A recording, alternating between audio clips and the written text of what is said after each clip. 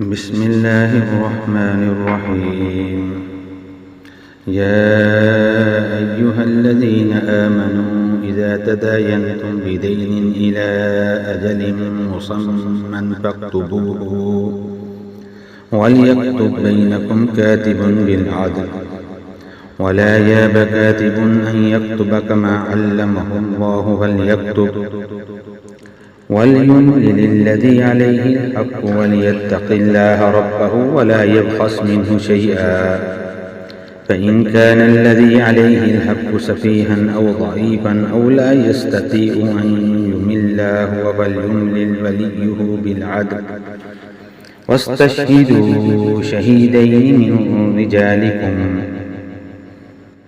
فإن لم يكونا رجلين فرجل وامرأتان ممن ترضون من الشهداء أن تضل إحداهما فتذكر إحداهما الأخرى ولا يأبى الشهداء إذا ما دعوا ولا تسأموا أن تكتبوه صغيرا أو كبيرا إلى أجله ذلكم أقسط عند الله وأقوم للشهادة وأدنى ألا ترتابوا إلا أن تكون تجارة حاضرة تديرونها بينكم فليس عليكم جناح ألا تكتبوها وأشهدوا إذا تبايعتم ولا يضار كاتب ولا شهيد وإن تفعلوا فإنه فسوق بكم واتقوا الله ويعلمكم الله والله بكل شيء عليم. وإن كنتم على سفر ولم تجدوا كاتبا فرهان مقبوضا فإن أمن بعضكم بعضا فليؤد الذي اؤتمن أمانته وليتق الله ربه ولا تكتموا الشهادة ومن يكتمها فإنه آثم قلبه والله بما تعملون عليم.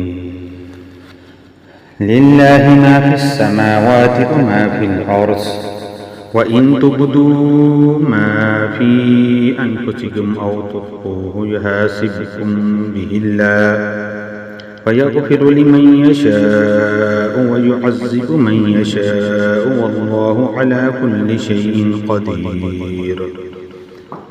آمن الرسول بما أنزل إليه من ربه والمؤمنون كل آمن بالله وملائكته وكتبه ورسله لا نفرق بين أحد من رسله وقالوا سمعنا وأطعنا غفرانك ربنا وإليك المصير.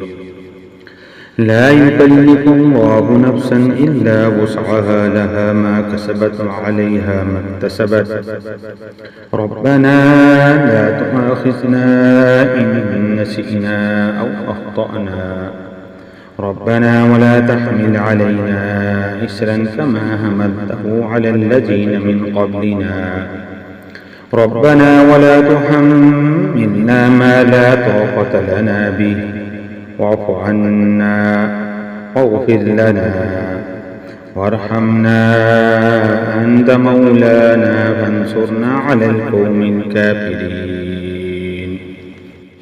یہ سورۃ البقرہ کی آیت نمبر 282 سے 286 کا ترجمہ اور مختصر تفسیر ہے۔ اے اہل ایمان، جب بھی تم قرض کا کوئی معاملہ کرو ایک وقت معین تک کے لیے تو اس کو لکھ لیا کرو، اور چاہیے کہ اس کو لکھے کوئی لکھنے والا تمہارے مابین عدل کے ساتھ، اور جو لکھنا چاہتا ہو وہ لکھنے سے انکار نہ کرے، اس طرح اللہ نے اس کو سکھایا ہے۔ بس چاہیے کہ وہ لکھ دے اور املا وہ شخص کرائے جس پر حق آتا ہے، اور وہ اللہ سے ڈرتا رہے جو کہ اس کا رب ہے، اور لکھواتے ہوئے اس میں کوئی شے کم نہ کرے۔ پھر اگر وہ شخص جس پر حق عائد ہوتا ہے ناسمجھ و ضعیف ہو یا اس کے اندر اتنی صلاحیت نہ ہو کہ املا کروا سکے تو جو اس کا ولی ہو وہ انصاف کے ساتھ لکھوا دے، اور اس پر گواہ بنا لیا کرو اپنے مردوں میں سے 2 آدمیوں کو، پھر اگر 2 مرد دستیاب نہ ہوں تو 1 مرد اور 2 عورتیں ہوں، یہ گواہ تمہارے پسندیدہ لوگوں میں سے ہوں، تاکہ ان میں سے کوئی ایک بھول جائے تو دوسرا یاد کرا دے، اور نہ انکار کریں گواہ جب کہ ان کو بلایا جائے، اور تساہل مت کرو ان کے لکھنے میں معاملہ خواہ چھوٹا ہو یا بڑا، اس کی معین مدت کے لیے۔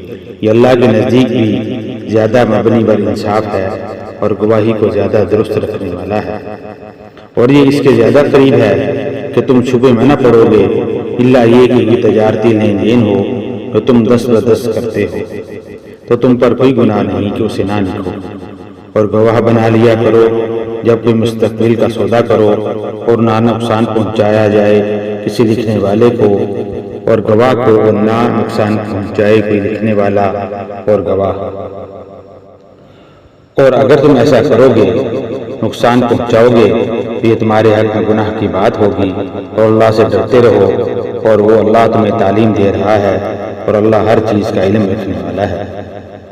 اور اگر تم سفر پر ہو اور کوئی لکھنے والا نہ پاؤ تو کوئی شے گروی رکھ لو قبضے میں، پھر اگر تم میں سے ایک دوسرے پر اعتماد کرے تو جس کے پاس امانت رکھی گئی ہے اس کو چاہیے کہ اس کی امانت واپس کر دے، اور اللہ سے ڈرے جو اس کا رب ہے، اور گواہی کو نہ چھپایا کرو، اور جو کوئی گواہی کو چھپائے گا اس کا دل گناہگار ہوگا، اور جو کچھ تم کر رہے ہو اللہ تعالیٰ اسے خوب جانتا ہے۔ اللہ ہی کا ہے جو کچھ آسمانوں میں ہے اور جو کچھ زمینوں میں ہے، اور جو کچھ تمہارے دلوں میں ہے، خواہ تم اسے ظاہر کرو خواہ چھپاؤ، اللہ تم سے اس کا محاسبہ کر لے گا، پھر وہ بخش دے گا جس کو چاہے گا اور عذاب دے گا جس کو چاہے گا، اور اللہ تعالیٰ ہر چیز کی قدرت رکھتا ہے۔ ایمان لائے رسول صلی اللہ علیہ وسلم اس چیز پر جو نازل کی گئی ان کی جانب ان کے رب کی طرف سے، اور مومنین بھی ایمان لائے، یہ سب ایمان لائے اللہ پر، اس کے فرشتوں پر، اس کی کتابوں پر اور اس کے رسولوں پر۔ یہ کہتے ہیں کہ ہم اللہ کے رسولوں میں کسی کے درمیان کوئی تفریق نہیں کرتے، اور وہ کہتے ہیں کہ ہم نے سنا اور اطاعت کی۔ یہ ہمارے پروردگار، ہم تیری بخشش مانگتے ہیں اور تیری ہی جانب لوٹ جانا ہے۔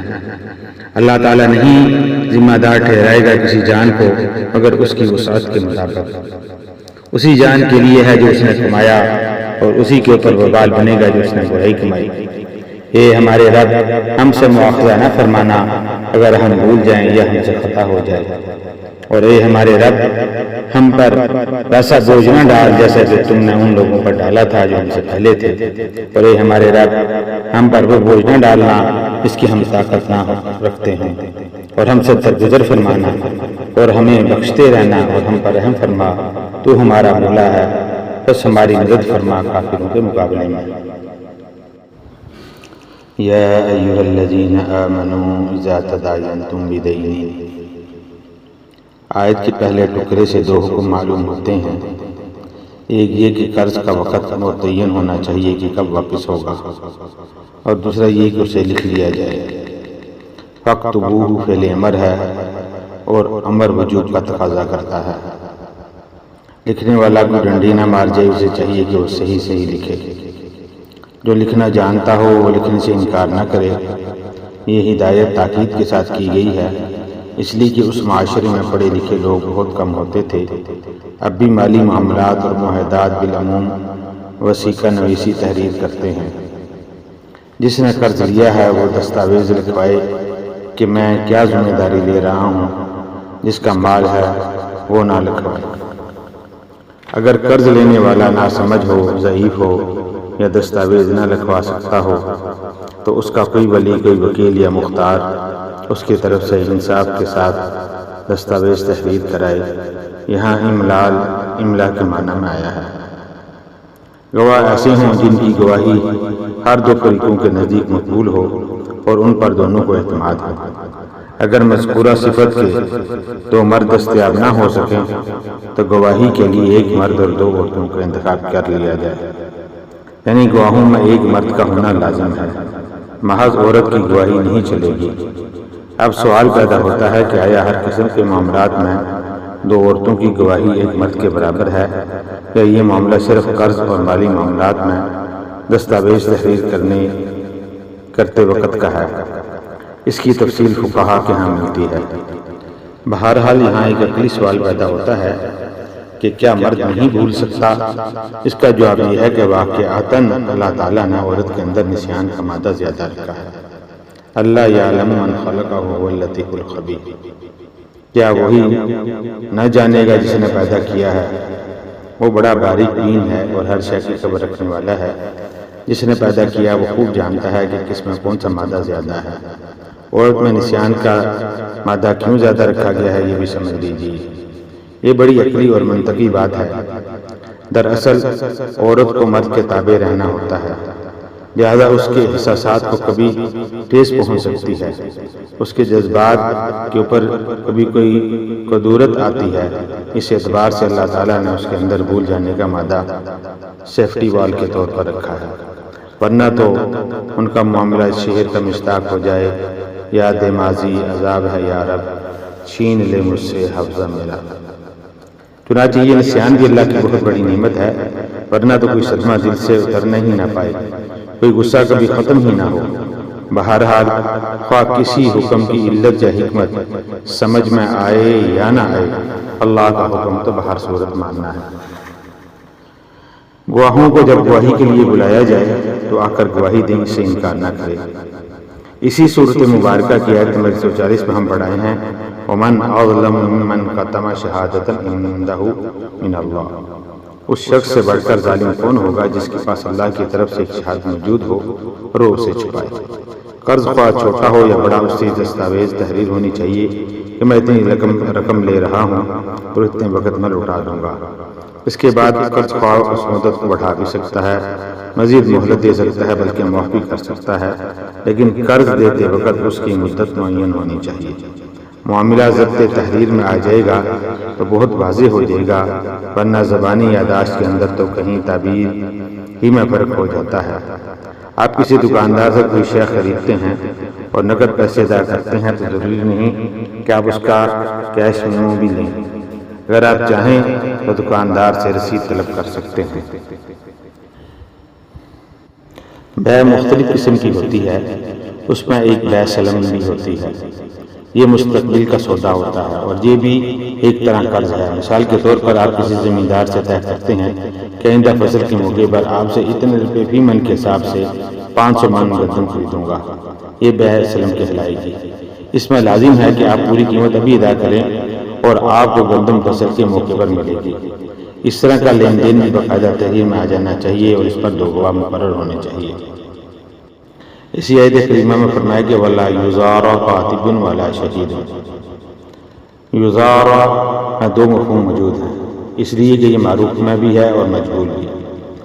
یہ ایک آیت مکمل ہوئی۔ میرے خیال ہے کہ آخری پارے کی 4-5 چھوٹی صورتیں جمع کر لیں تو اس کا حجم اس ایک آیت کے برابر ہوگا۔ میں عرض کر چکا ہوں کہ آیات کی تعین توفیقی ہے، اس کا ہمارے حساب کتاب سے، گرامر سے، منطق سے اور علم بیان سے کوئی تعلق نہیں۔ اگلی آیت میں ارشاد فرمایا کہ وَإِن كُنتُمْ عَلَىٰ سَفَرٍ وَلَمْ تَجِدُوا كَاتِبًا فَرِهَانٌ مَّقْبُوضَةٌ، اگر دوران سفر کوئی لین دین کا یا قرض کا معاملہ ہو جائے اور کوئی کاتب نہ ملے تو ایسی صورت میں قرض لینے والا اپنی کوئی شے قرض دینے والے کے حوالے کر دے کہ یہ میری شے آپ کے قبضے میں رہے گی، آپ اتنے پیسے مجھے دے دیجیے، میں جب یہ واپس کر دوں گا آپ میری چیز مجھے لوٹا دیجیے گا۔ یہ رہن بالقبضہ ہے، لیکن رہن گروی رکھی ہوئی چیز سے کوئی فائدہ اٹھانے کی اجازت نہیں دیتا، وہ سود ہو جائے گا۔ مثلا ایک مکان رہن رکھا گیا اور اس پر قبضہ تو قرض دینے والے کا ہوگا، لیکن وہ اس سے استفادہ نہیں کر سکتا، اس کا کرایہ نہیں لے سکتا، کرایہ مالک کو جائے گا۔ ایک شخص کے پاس رہن رکھنے کو کچھ نہیں، یا یہ کہ دوسرے بھائی نے اس پر اعتماد کرتے ہوئے اس سے کوئی شے رہن نہیں لی، اس کو قرض دے دیا، تو یہ مال جو اس نے قرض لیا ہے یہ اس کے پاس قرض دینے والے کی امانت ہے، جس کا لوٹانا اس کے ذمہ فرض ہے۔ بعض گناہوں کا اثر انسان کے ظاہری اعضاء تک محدود ہوتا ہے، جبکہ بعض کا تعلق دل سے ہوتا ہے۔ شہادت کا چھپانا بھی اسی نوعیت کا گناہ ہے، اور اگر کسی کا دل داغدار ہو گیا تو اس کے پاس باقی کیا رہ گیا۔ اللہ تعالیٰ کے فضل و کرم سے ہم سورۃ البقرہ کے آخری رکوع پر پہنچ گئے ہیں۔ یہ عظیم الشان رکوع 3 آیات پر مشتمل ہے۔ قبل ازیں ہم اس طرح کا ایک عظیم رکوع پڑھے ہیں جس کی 4 آیات ہیں اور اس میں آیت کرسی بھی ہے۔ یوں کہا جا سکتا ہے کہ یہ دونوں رکوع اپنی عظمت اور اپنے مقام کے اعتبار سے ایک دوسرے کے ہم پلہ ہیں۔ آیت الکرسی توحید کے موضوع پر قرآن حکیم کی جامع ترین آیت ہے اور اس رکوع کی آخری آیت جامع ترین دعا پر مشتمل ہے۔ وَلِلَّهِ مَا فِي السَّمَاوَاتِ وَمَا فِي الْأَرْضِ۔ تمہاری نیتیں اللہ کے علم میں ہیں۔ ایک حدیث میں یہ الفاظ آتے ہیں کہ ان اللہ لا ينظر الى صورکم واموالکم ولکن ينظر الى قلوبکم واعمالکم، یعنی اللہ تعالیٰ تمہاری صورتوں کو اور تمہارے مال و دولت کو نہیں دیکھتا بلکہ تمہارے دلوں کو اور تمہارے اعمال کو دیکھتا ہے۔ یہ صحیح مسلم کی روایت ہے۔ تو اس کا مطلب یہ ہوا کہ تمہارے دل میں جو کچھ ہے خواہ اسے کتنا ہی چھپا لو، اللہ کے محاسبے سے نہیں بچ سکو گے۔ اختیار مطلق اللہ کے ہاتھ میں ہے۔ ہمارے ہاں اہل سنت کا عقیدہ یہی ہے کہ اللہ تعالیٰ پر لازم نہیں ہے کہ نیکوکار کو اس کی جزا ضرور دے اور بدکار کو اس کی سزا ضرور دے۔ یہ دوسری بات ہے کہ اللہ ایسا کرے گا، لیکن اللہ کی شان اس سے بہت اعلیٰ و ارفع ہے کہ اس پر کسی شے کو لازم قرار دیا جائے، اس کا اختیار مطلق ہے۔ آمن الرسول بما انزل الیہ من ربہ والمؤمنون۔ یہ ایک اور طلب بات اور بڑا باریک نکتہ ہے کہ نبی کریم علیہ السلام پر جب وحی آئی تو آپ نے کیسے پہچان لیا کہ یہ بدرو نہیں ہے، یہ جبریل امین ہے؟ آخر کوئی اشتباہ بھی تو ہو سکتا تھا، اس لیے کہ پہلا تجربہ تھا۔ اس سے پہلے نہ تو آپ صلی اللہ علیہ وسلم نے کہانت سیکھی اور نہ آپ نے کوئی نفسیاتی ریاضتیں کی۔ آپ علیہ السلام ایک کاروباری آدمی تھے اور اہل و عیال کے ساتھ اپنی بھرپور زندگی گزار رہے تھے۔ آپ علیہ السلام کا بلند ترین سطح کا امپورٹ ایکسپورٹ کا کاروبار تھا۔ یہ در حقیقت آپ علیہ السلام کی فطرت سلیمہ تھی جس نے وحی لانے والے فرشتے کو پہچان لیا اور آپ علیہ السلام اس وحی پر ایمان لیا۔ نبی کی فطرت اتنی پاک اور صاف ہوتی ہے کہ اس کے اوپر کسی بدروح وغیرہ کا اثر ہی نہیں ہوتا۔ بہرحال ہمارے لیے یہ بڑی تسکین کی بات ہے کہ اللہ تعالیٰ نے اپنے رسول صلی اللہ علیہ وسلم کے ایمان کے تذکرے کے ساتھ ہمارے ایمان کا تذکرہ کیا۔ اللہ تعالیٰ ہمیں اصحاب ایمان میں شامل فرمائے۔ اللہم ربنا اجعلنا منہم۔ سورۃ البقرہ میں یہ دوسرا مقام ہے جہاں ایمان کے اجزاء کو گنا گیا ہے۔ قبل ازیں آیت البر آیت 170 میں اجزاء ایمان کی تفصیل بیان ہو چکی ہے۔ یہ بات تیسری مرتبہ آ گئی ہے کہ اللہ کے رسولوں کے درمیان کوئی تفریق نہیں کی جائے گی۔ 16ویں رکوع میں ہم یہ الفاظ پڑھ چکے ہیں، لا نفرق بین احد منہم ونحن لہ مسلمون، کہ ہم میں سے ان کے درمیان کوئی تفریق نہیں کرتا اور ہم اللہ ہی کے فرمان بردار ہیں۔ اور سب سے پہلے آیت نمبر 4 میں یہ لفظ آ چکے ہیں، والذین یؤمنون بما انزل الیک وما انزل من قبلک، کہ وہ لوگ جو ایمان رکھتے ہیں اس پر بھی جو یہ نبی صلی اللہ علیہ وسلم آپ پر نازل کیا گیا اور اس پر بھی ایمان رکھتے ہیں جو آپ سے پہلے نازل کیا گیا۔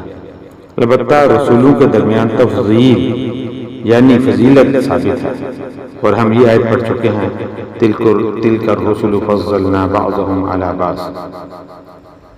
یہ رسول ہیں کہ ہم نے ان میں سے بعض کو بعض پر فضیلت دی، ان میں سے وہ بھی تھے جن سے اللہ نے کلام کیا، اور بعض کے درجے کسی اور اعتبار سے بلند ہیں۔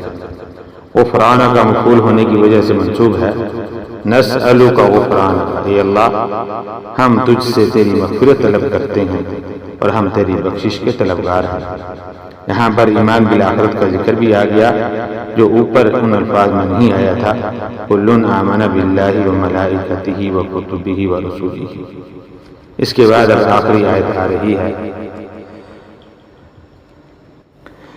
کہ لا یکلف اللہ نفسا الا وسعها لها ما کسبت وعلیہا ما اکتسبت۔ آیت زیر مطالعہ اس اعتبار سے بڑی رحمت کا مظہر ہے کہ اللہ تعالیٰ کے ہاں آندھے کی لاٹھی والا معاملہ نہیں ہے کہ تمام انسانوں سے محاسبہ ایک ہی سطح پر ہو۔ اللہ جانتا ہے کہ کسی کی اتنی وسعت ہے اور اسی کے مطابق کسی کو ذمہ دار ٹھہراتا ہے۔ لا یکلف اللہ نفسا الا وسعها کے الفاظ میں جو ایک اہم اصول بیان کر دیا گیا ہے کہ بعض لوگ دنیا کی زندگی میں ایک غلط نتیجہ نکال بیٹھتے ہیں اور دنیا کے معاملات میں تو خوب دوڑ دھوپ کرتے ہیں لیکن دین کے معاملے میں کہہ دیتے ہیں کہ ہمارے اندر صلاحیت اور استعداد نہیں ہے۔ یہ محض خود فریبی ہے۔ استعداد و استطاعت اور ذہانت و صلاحیت کے بغیر تو دنیا میں آپ بھی محنت نہیں کر سکتے، کوئی نتائج حاصل نہیں کر سکتے، کچھ نہیں کما سکتے۔ لہذا اپنے آپ کو یہ دھوکہ نہ دیجیے کہ جو کچھ کر سکتے ہوں وہ ضرور کیجیے۔ اپنی شخصیت کو کھود کر اس میں سے جو کچھ نکال سکتے ہوں نکالیے۔ ہاں، آپ نکال سکیں گے اتنا ہی جتنا آپ کے اندر ودیت ہے، زیادہ کہاں سے لے آئیں گے؟ اور اللہ نے کسی میں کیا ودیت رکھی ہے یہ اللہ ہی خوب جانتے ہیں۔ تمہارا محاسبہ اسی کی بنیاد پر ہوگا جو کچھ اس نے تمہیں دیا ہے۔ اس مضمون کی اہمیت کا اندازہ کیجئے کہ یہ قرآن مجید میں 5 مرتبہ آیا ہے۔ اس مقام پر بھی لام اور علا کے استعمال پر غور کیجئے۔ لہا ما کا سبت سے مراد جو بھی نیکی اس نے کمائی ہوگی اس کے لیے ہے اور اس کے حق میں اس کا اجر و ثواب اسے ملے گا۔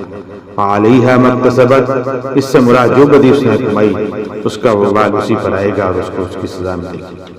اب وہ دعا آ گئی ہے جو قرآن کریم کی جامع ترین اور عظیم دعا ہے۔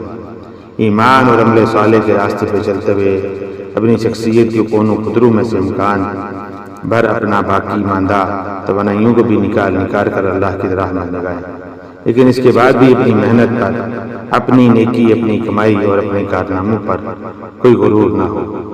کہیں انسان اس کی وجہ سے دھوکہ نہ کھا جائے، بلکہ اس کی کیفیت تواضع، عجز اور انکساری کی رہنی چاہیے، اور اسے یہ دعا کرتے رہنا چاہیے کہ ہمارے پروردگار ہماری بھول چوک پر ہم سے مواخذہ نہ فرمانا۔ انسان کے اندر خطا اور نسیان دونوں چیزیں گندی ہوئی ہیں۔ الانسان مرکب من الخطأ والنسیان۔ خطا یہ ہے کہ آپ نے اپنی امکانی حد تک تو نشانہ ٹھیک لگایا تھا لیکن نشانہ خطا ہو گیا، اس پر آپ کی گرفت نہیں ہوگی، اس لیے کہ آپ کی نیت صحیح تھی۔ ایک اجتہاد کرنے والا اجتہاد کر رہا ہے اور اس نے امکانی حد تک کوشش کی ہے کہ صحیح رائے تک پہنچے، لیکن خطا ہوگی تو اللہ اس کو معاف کر دیں گے۔ مجتہد مفتی بھی ہو تو اس کو ثواب ملے گا، اور مجتہد مصیب ہو، صحیح رائے پہ پہنچ جائے تو اس کو دوہرا ثواب ملے گا۔ اور نسیان یہ ہے کہ بھولے سے بھی غلطی سرزد ہو جائے۔ رسول اللہ صلی اللہ علیہ وسلم نے ارشاد فرمایا، ان اللہ تجاوز عن امتی الخطیان والنسیان، اللہ تعالیٰ نے میری امت سے خطا اور نسیان کو معاف کر دیا ہے۔ ایک حمل بوجھ وہ ہوتا ہے جس کو انسان لے کر چلتا ہے، اسی سے حمال بنا ہے، جو ایک بوری کو یا بوجھ کو اٹھا کر چل رہا ہے۔ جو بوجھ آپ کی طاقت میں ہے اور جسے لے کر آپ چل سکیں وہ حمل ہے، اور جس بوجھ کو آپ نہ اٹھا سکیں اور وہ آپ کو بٹھا دے اس کو اسر کہتے ہیں۔ مغفرت کے لفظ کو سمجھ لیجئے کہ اس میں ڈھانپ لینے کا مفہوم ہے۔ مغفر خود ہیلمٹ کو کہتے ہیں جو جنگ میں سر پر پہنا جاتا ہے، یہ سر کو چھپا لیتا ہے اور اسے گولی یا تلوار کے وار سے بچاتا ہے۔ تو مغفرت یہ ہے کہ گناہوں کو اللہ اپنی رحمت سے ڈھانپ دے اور ان کی پردہ پوشی فرما دے۔ یہ اللہ تو ہمارا پشت پناہ ہے، ہمارا والی ہے، ہمارا حامی و مددگار ہے۔ ہم یہ آیت پڑھ رہے ہیں، اللہ ولی الذین آمنوا یخرجہم من الظلمات الی النور، انہی الفاظ پر وہ دعا ختم ہوئی تھی جو طالوت کے ساتھیوں نے کی تھی۔ اب اہل ایمان کو یہ دعا تلقین کی جا رہی ہے۔ بارک اللہ لی ولکم فی القرآن العظیم ونفعنی وإیاکم بالآیات وذکر الحکیم۔